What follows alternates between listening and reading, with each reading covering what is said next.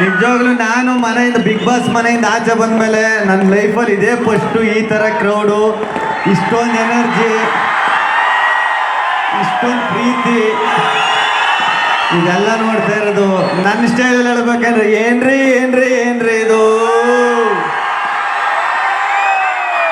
ಸತ್ಯವಾಗಲೂ ಚನ್ನಪಟ್ಟಣ ಜನ ಅಲ್ಟಿಮೇಟ್ ಬಿಡ್ರಿ.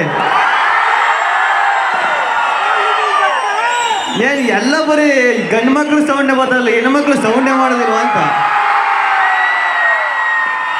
ನೋಡಿ. ನಾನು ಯಾವುದೇ ಪ್ರೋಗ್ರಾಮ್ಗೆ ಹೋದ್ರೆ ಹೆಣ್ಮಕ್ಳು ಸೌಂಡೇ ಜಾಸ್ತಿ ಕೇಳ್ತಿರಲ್ಲ, ಹೆಣ್ಮಕ್ಳು ಸೌಂಡೇ ಜಾಸ್ತಿ ಕೇಳಿಸ್ತಾರೆ. ಸತ್ಯವಾಗ್ಲು ಅದೇ ಖುಷಿ ಆಯ್ತು.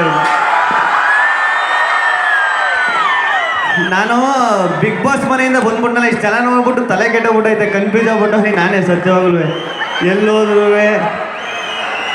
ನಿಮ್ಮ ಪ್ರೀತಿ, ನಿಮ್ಮ ಪ್ರೋತ್ಸಾಹ ಇದೆಲ್ಲ ನೋಡಿ ನೋಡಿ ಈಗ ಒಳಗಡೆ ಅಷ್ಟೊಂದು ಮಾತಾಡ್ತಾ ಇದ್ದವನು ಹೊರಗಡೆ ಬಂದ್ಮೇಲೆ ನಾನು ಸೈಲೆಂಟ್ ಆಗ್ಬಿಟ್ಟೆ. ಈ ಪ್ರೀತಿ ಪ್ರೋತ್ಸಾಹ ಇದೆಲ್ಲ ನೋಡ್ಬಿಟ್ಟು ಏನಣ್ಣ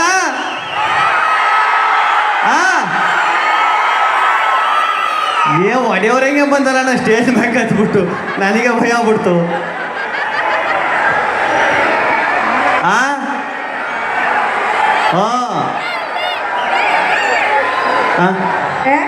ಒಂದು ಪುಟಾಣಿ ಹುಡುಗ ಈ ನಿಮ್ಮ ಡ್ರಾಯಿಂಗ್ನ ಮಾಡಿದ್ದಾರೆ. ಸೊ ಯಾರು ಕರೀರಿ ಕರೀರಿ, ಸ್ಟೇಜ್ ಮ್ಯಾಗ ಕರೀರಿ. ಆ ಪುಟಾಣಿ ಬಗ್ಗೆ